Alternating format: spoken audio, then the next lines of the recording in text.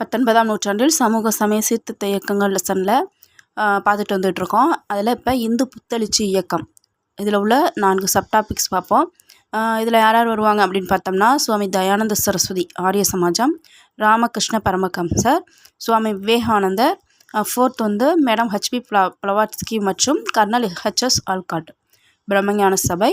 இதில் வந்து கடைசியாக வந்து அன்னி பெசன்ட் வருவாங்க. இதில் பார்த்தோம்னா ஃபஸ்ட்டு பார்த்தோம்னாக்கா சுவாமி ஃபஸ்ட்டும் தேர்டும் வந்து சுவாமின்ட்டு இருக்கும். சுவாமி தயானந்த சரஸ்வதி, சுவாமி விவேகானந்தர், இடையில வந்து ராமகிருஷ்ண பரமஹம்சர் வருவாங்க. இதை ஆர்டர் வைஸ் படிச்சுக்கோங்க. ஏன்னாக்கா ராமகிருஷ்ண பரமஹம்சரை வந்து சுவாமி விவேகானந்தர் வந்து ஃபாலோ பண்ணியிருப்பாங்க.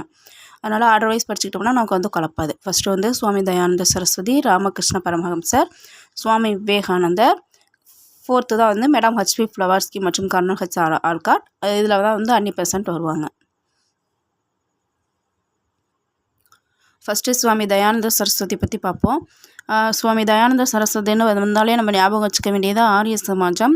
ஆரிய சமாஜம் உருவாக்கப்பட்ட ஆண்டு வந்து 1875. அடுத்து வந்து பஞ்சாப், அடுத்து வந்து சத்யார்த்த பிரகாஷ், அடுத்து பார்த்தோம்னாக்கா வேதங்களுக்கு திரும்புவோம் அல்லது வேதங்களை நோக்கிச்சல், அப்புறம் பார்த்தோம்னா எதிர்மத மாற்றம், இன்னும் கடைசி வந்து சுத்தி இயக்கம். சுவாமி தயானந்த சரஸ்வதினாலே நம்ம ஞாபகம் வச்சுக்க வேண்டியது ஆரிய சமாஜம் 1875, பஞ்சாப், சத்யார்த்த பிரகாஷ், வேதங்களுக்கு திரும்புவோம் அல்லது வேதங்களை நோக்கி செல், எதிர்மத மாற்றம், கடைசி வந்து சுத்தி இயக்கம். இதெல்லாம் என்னன்னு பார்ப்போம். சுவாமி தயானந்த சரஸ்வதி ஆரிய சமாஜம் வந்து 1875 உருவாக்குனாங்க. இந்த இயக்கம் எங்கே தலைமையேற்றதுன்னு பார்த்தோம்னா பஞ்சாபில். அடுத்து பார்த்தோம்னா இவங்க எழுதின நூல் தான் வந்து சத்யார்த்த பிரகாஷ். சுவாமி தயானந்த சரஸ்வதியால் எழுதப்பட்ட நூல் வந்து சத்யார்த்த பிரகாஷ். அடுத்து இவங்க பார்த்தோம்னா குழந்தை திருமணம், விதவை மறுமணத்திற்கு மறுப்பு போன்ற பழக்கங்கள்லாம் வந்து அயல்நாடு சென்றால் தீட்டு என்று சொல்லப்படுறதும் மறைநூல்களால் ஏற்றுக்கொள்ளப்படவில்லை அப்படின்ட்டு இவங்க சொன்னாங்க. குழந்தை திருமணம், விதவை மறுமணத்திற்கு மறுப்பு, அப்புறம் வெளிநாட்டுக்கு சென்றால் தீட்டு அப்படின்னு சொல்லப்படுறதெல்லாம் வந்து மறைநூல்களில் ஏற்றுக்கொள்ளப்படலை அப்படின்னு சொல்கிறாங்க. ஆரிய சமாஜத்தோட முழக்கம் என்னன்னு பார்த்தோம்னாக்கா வேதங்களுக்கு திரும்புவோம் என்பதாகும். வேதங்களுக்கு திரும்புவோம் அல்லது வேதங்களை நோக்கி செல். ஆரிய சமாஜத்தோட முழக்கம் என்னன்னு பார்த்தோம்னாக்கா வேதங்களுக்கு திரும்புவோம் அல்லது வேதங்களை நோக்கி செல்ங்கிறது தான் வந்து ஆரிய சமாஜத்தோட முழக்கமாக இருந்துச்சு. ஆரிய சமாஜத்தோட முக்கிய குறிக்கோள் எதுன்னு பார்த்தோம்னாக்கா எதிர்மத மாற்றம். ஆரிய சமாஜத்தின் முக்கிய குறிக்கோள் வந்து எதிர்மத மாற்றம்னு சொல்கிறாங்க. ஏன்னு பார்த்தோம்னாக்கா பிரிட்டிஷ் இந்தியாவில் நடைபெற்று கொண்டிருந்த மதமாற்ற நடவடிக்கைகளை நிறுத்துவதற்கான முயற்சிகளை மேற்கொண்டு இது வந்து இந்த எதிர்மத மாற்றம்ங்கிற குறிக்கோளை கொண்டிருந்துச்சு. அதே போல் பார்த்தோம்னா சுத்தி இயக்கம் என்னன்னாக்கா இஸ்லாமுக்கும் கிறிஸ்துவ மதத்துக்கும் மாறிய இந்துக்களை வந்து மீண்டும் ஹிந்துக்களாக மாற்றினது தான் வந்து சுத்தி இயக்கம். ஹிந்துவாக இருந்தவங்களை வந்து முஸ்லீம்ஸாகவும் கிறிஸ்டின்ஸாகவும் மாற்றிருக்காங்க. அவங்கள திருப்பி இந்துக்களாக மாற்றுறதுக்கான இயக்கம் தான் வந்து சுத்தி இயக்கம்.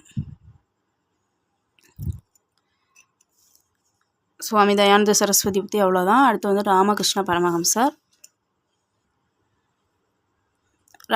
பரமஹம்சர்னால் நம்ம ஞாபகம் வச்சுக்க வேண்டியது கல்கத்தா தட்சிணேஸ்வரம், புனித தாயான காளியோட தீவிர பக்தர் இவங்க. ஜீவன் என்பதே உயிர் அப்படின்னு சொன்னவங்க.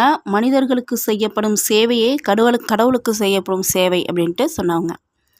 ராமகிருஷ்ண பரமஹம்சர் பற்றி பார்ப்போம். கல்கத்தாவுக்கு அருகில் இருக்கிற தட்சிணேஸ்வரங்கிற ஊரை சேர்ந்தவங்க தான் வந்து ராமகிருஷ்ண பரமஹம்சர். இவங்க வந்து புனித தாயான கடவுள் காளியின் தீவிர பக்தரான இவங்க வந்து அந்த கடவுளோட திருவிளையாடல்கள் முடிவற்றவை அப்படின்ட்டு சொன்னாங்க. இவங்க வந்து காளியின் பக்தர், அந்த கடவுளோட திருவிளையாடல்கள் வந்து முடிவற்றவை அப்படின்ட்டு சொன்னாங்க. இவங்க வந்து ஜீவன் என்பதே உயிர், ஜீவன் என்பதே சிவன் எனவும், அதாவது வாழ்கின்ற அனைத்து உயிர்களும் இறைவனே அப்படின்ட்டும், மனிதர்களுக்கு செய்யப்படும் சேவையே வந்து கடவுளுக்கு செய்யப்படும் சேவை அப்படின்ட்டு சொன்னாங்க. அடுத்து பார்த்தோம்னா ராமகிருஷ்ண மிஷன். ராமகிருஷ்ணருடைய முதன்மையான சாதனை எதை சொல்கிறாங்கனாக்கா, பிரம்ம சமாஜம் போன்ற சீர்திருத்த அமைப்புகள் சொன்ன பகுத்தறிவு கருத்துக்களை கண்டு அதிருப்தியற்ற, அதாவது அதில் திருப்திப்படாமல் இருந்த கல்வி அறிவு பெற்ற இளைஞர்களை தன்பால் ஈர்த்தது தான் இந்த ராமகிருஷ்ணருடைய சாதனையாக சொல்கிறாங்க.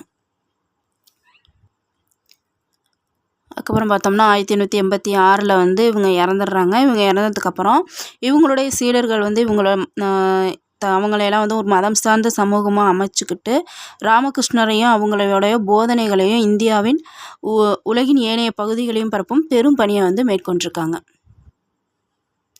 ராமகிருஷ்ணர் இறந்ததுக்கப்புறம் அவங்களுடைய சீடர்கள்லாம் இவங்களை பற்றியும் இவங்களுடைய இயக்கம் பற்றியும் பரப்புறதுல மேற்கொண்டாங்க. அதில் ரொம்ப முக்கியமானவங்களாக யாரை சொல்கிறாங்க அப்படின்னு பார்த்தோம்னாக்கா, சுவாமி விவேகானந்தரை சொல்கிறாங்க.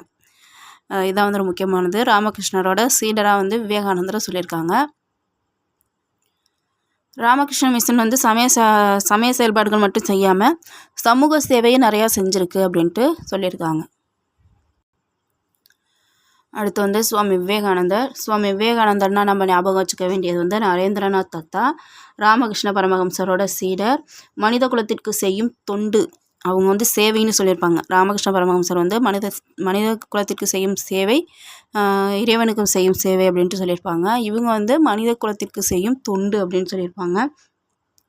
அடுத்து பார்த்தோம்னா 1893 சிக்காகோவில் உலக சமய மாநாடு நடந்திருக்கும். அதில் இவங்க சொற்பொழிவு ஆற்றியிருப்பாங்க. இதான் சுவாமி விவேகானந்தர் பற்றின முக்கியமான பாயிண்ட்ஸு. சுவாமி விவேகானந்தர் என்று அழைக்கப்பட்ட நரேந்திரநாத் தத்தா ராமகிருஷ்ண பரமஹம்சருடைய முதன்மை சீடர். படித்த இளைஞரான இவங்க ராமகிருஷ்ணனோட கருத்துக்களால் கவரப்பட்டாங்க. அடுத்து இவங்க என்ன சொல்லியிருப்பாங்கனாக்கா, மனித குலத்திற்கு தொண்டு செய்தல் எனும் கோட்பாட்டை பரிந்துரைத்தார். அதாவது மனித குலத்திற்கு செய்யும் தொண்டு தான் கடவுளுக்கு செய்யும் தொண்டுன்னு சொல்லியிருப்பாங்க. மனித குலத்திற்கு தொண்டு செய்தல், அவங்க சேவைன்னு சொல்லியிருப்பாங்க. ராமகிருஷ்ணன் சேவைன்னு சொல்லியிருப்பாங்க. ஜீவன் என்பதே உயிர். அப்புறமேட்டுக்கு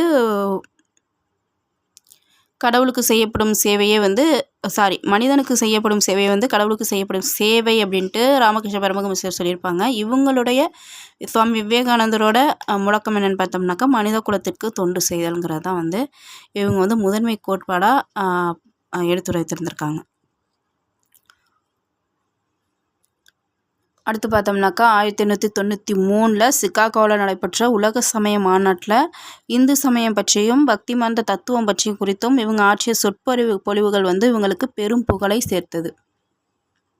சுவாமி விவேகானந்தர் 1893 சிக்காகோவில் நடைபெற்ற உலக சமய மாநாட்டில் ஆற்றிய சொற்பொழிவுனால இவங்களுடைய புகழ் உலகம் முழுவதும் தெரிஞ்சிச்சு அப்படின்னு சொல்லியிருக்காங்க. அடுத்து 4th ஒன் பிரம்மஞான சபை.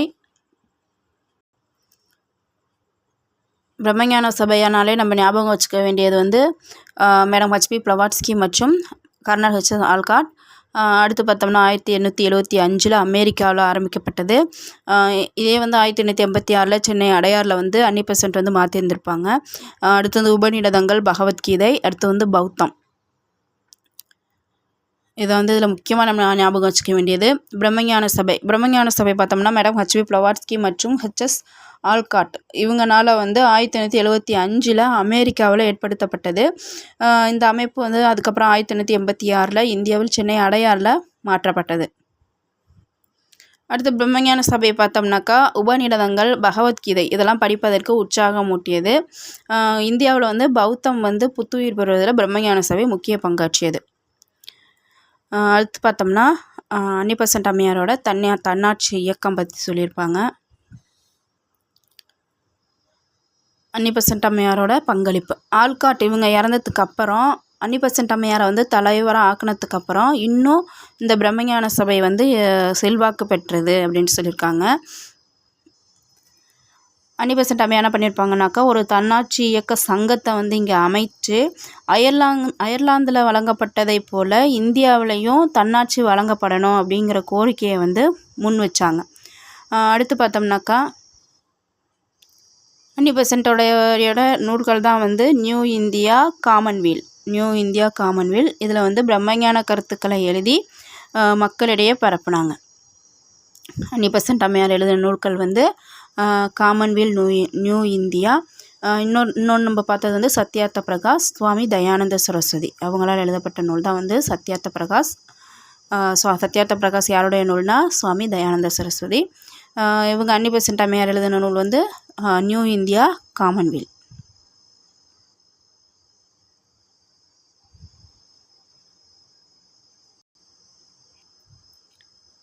இந்து புத்தெழுச்சி இயக்கத்தில் வர 4 சப்டாபிக்ஸும் அவ்வளோதான்.